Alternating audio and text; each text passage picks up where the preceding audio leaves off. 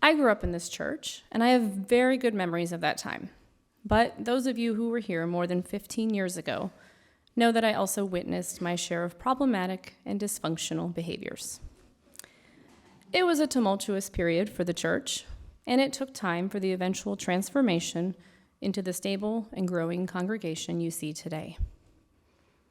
I was a teenager in the youth group when Annie, the minister who preceded Mark, reaffirmed what a core group of church leaders already knew.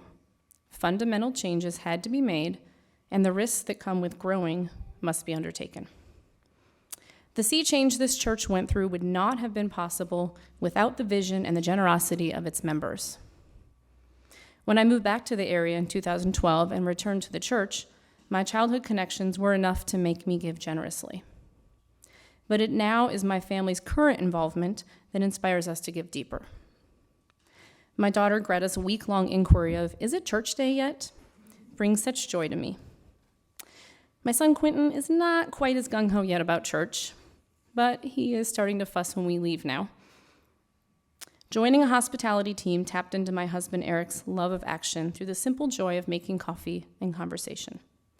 As UU parents, Eric and I have made much-needed connections through establishing a group for parents with young children called Play UU. But it is through Soul Matters that I have found much-needed replenishing from the daily grind and have fostered deeper connections with a group of women whom I have come to admire greatly.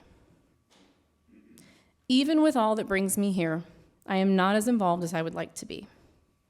I know someday that naps will disappear, bedtimes will get later, and my hours of operation will become more flexible.